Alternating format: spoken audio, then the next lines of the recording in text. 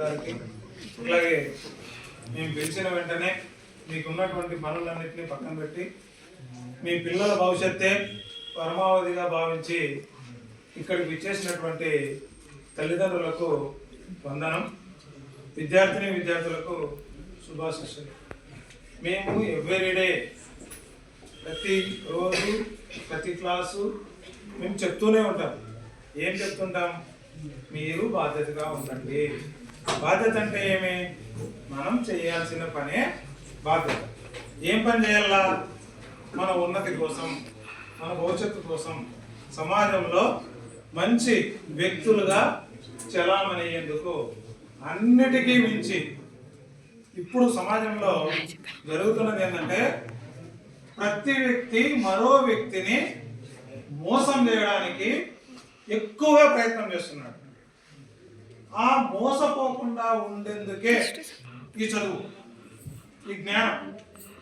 ఎందుకంటే చదువు అనేది ఉద్యోగం కోసమే కాదు, సమాజాన్ని చదవడం కోసం, సమాజంలో ఎవడు మంచివాడు, ఎవడు మనవాడు, ఎవడు మోసగాడు అని తెలుసుకునే ప్రయత్నం మేము అప్పుడప్పుడు లైవ్ ఎగ్జాంపుల్ ఇస్తుంటాం.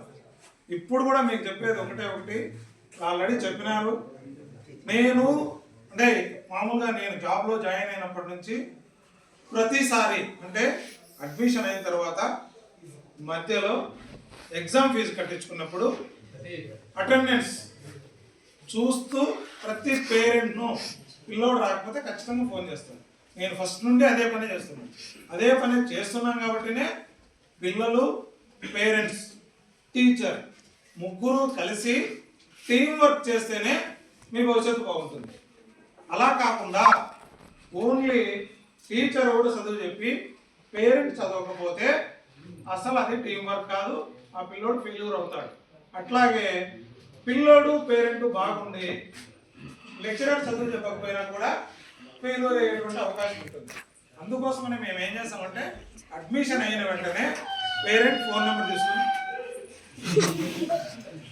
అడ్మిషన్ వాళ్ళ ఫోన్ నెంబర్ తీసుకొని పేరెంట్తో ఖచ్చితంగా మాట్లాడతాం. ఇవన్నీ ముందు నుంచినే ఆ పని రొటీన్గా జరుగుతూ ఉంటుంది. ఎందుకు? ఎప్పుడైనా కానీ ఇక్కడ ఉన్న కామర్స్ పిల్లలకైతే ఖచ్చితంగా అందరికీ తెలుసు. 2-3 రోజులు రాకపోతే వెంటనే ఫోన్ చేస్తాం.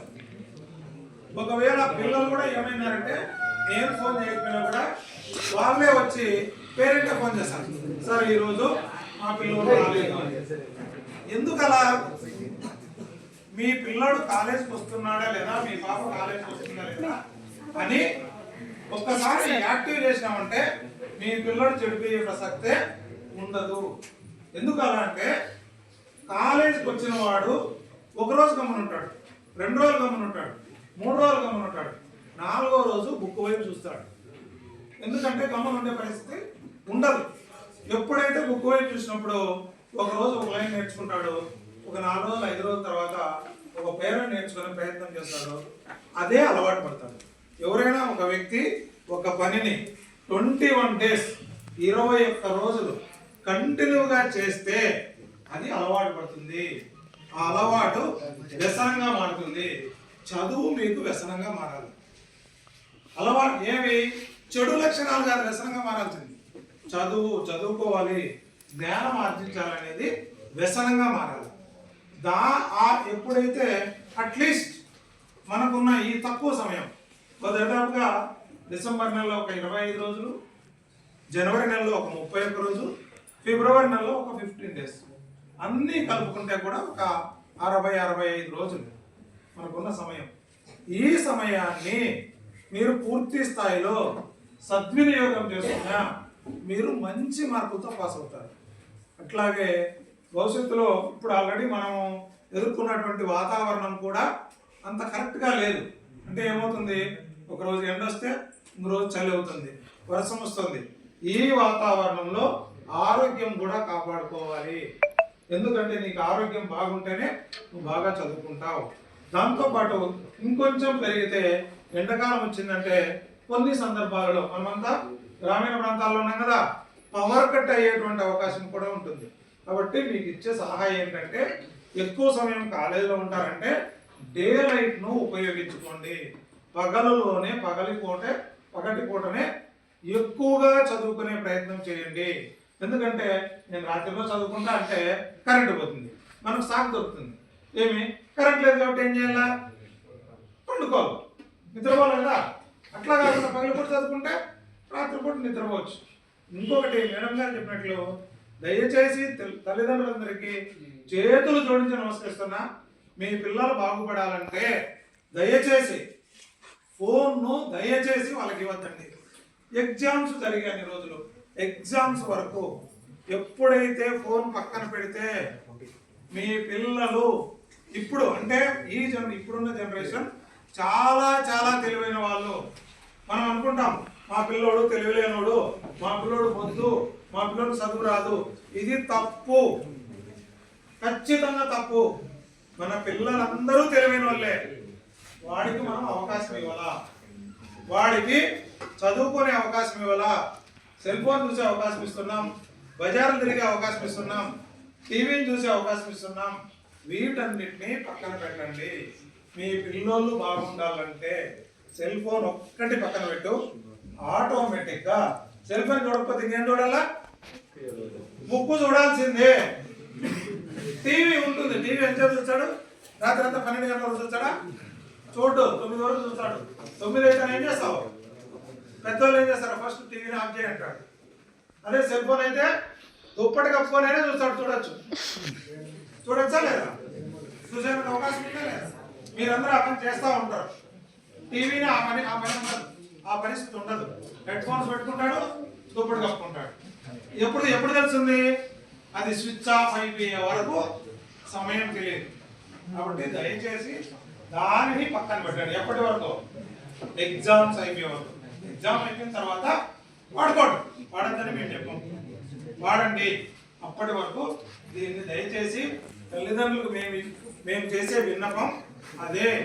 ఈ 17-18 సంవత్సరాల తర్వాత వీళ్ళు ఆలోచన జ్ఞానం వస్తుంది, విచక్షణ జ్ఞానం వస్తుంది. అది వచ్చినప్పుడు ఏమవుతుంది? వాళ్ళే మీకు చెప్తారు, అమ్మా ఇది తప్పు, నాన్న ఇది కరెక్ట్, ఇది రాంగ్ అని చెప్పి ఎప్పుడైతే చెప్తారో ఇంకా మీరు వాళ్ళ వైపు చూడాల్సిన అవసరం లేదు. మీరు వాళ్ళని ఫ్రీగా వదిలేయచ్చు. ఎంత ఫ్రీగా అంటే అంత నమ్మకంగా వదిలేయచ్చు. వాడు చెడిపోయే అవకాశం ఉండదు, నష్టపోయే అవకాశం కూడా ఉండదు. కాబట్టి దయచేసి ఒక 2-3 సంవత్సరాల కాలం మీ పిల్లల్ని కాస్త కంటికి రెప్పలా కాపాడుకోండి. అలా కాపాడుకుంటే వీళ్ళు భవిష్యత్తు నిర్మాతలు. మీ పిల్లలు ఒక్కరు బాగా చదువుకొని బాగుపడితే 3 తరాలు బాగుపడతాయి. 3 తరాలు. ఒకటెవరు? తల్లిదండ్రులుగా మీరు. మీ పిల్లోడు బాగున్నాడంటే వాళ్ళు పెట్టకపోయినా సరే తృప్తిగా కొంతకాలం బతికేస్తారు. బతుకుతారా లేదా? అట్లాగే మీ పిల్లల భవిష్యత్తు. వాడు ఉద్యోగం చేస్తే ఏదో పని చేస్తే వాడి జీవితం బాగుంటుంది. వాడు బాగున్నాడంటే వాడి తరువాత తరం వాళ్ళ పిల్లలు చదివిస్తాడా లేదా? చదివించుకుంటాడా లేదా? చదివించుకుంటాడు. సరైన మార్గంలో వెళ్ళేందుకు అవకాశం ఉంటుంది. కాబట్టి మీకు అందరికీ, వచ్చిన తల్లిదండ్రులందరికీ ఒకటే విన్నపం, వాళ్ళని బాగా చూసుకోండి. ఆ ఒక్కటి కొంచెం పక్కన పెట్టి చదువుకుంటున్నారా లేదా చూడండి. వాళ్ళకి సార్ చెప్పినట్లు తెల్లవారు లేసే అవకాశాన్ని మీరు ఇవ్వండి. ఎందుకంటే పిల్లలు కాబట్టి నిద్రపోతుంటారు. వాళ్ళు లేపండి, లేపి వేడి నీళ్ళు ఇచ్చి మొహం కడుక్కోమని, అవసరమైతే టీనో కాఫీనో వాళ్ళకి ఏది అలవాటు ఉంటే పాలు ఇచ్చి చదువుకోమని చెప్పండి.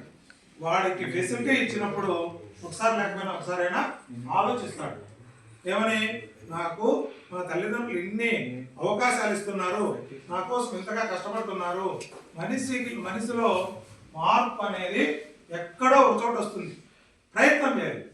ఆ ప్రయత్నం మీరు చేయాలా, మేము చేయాలి.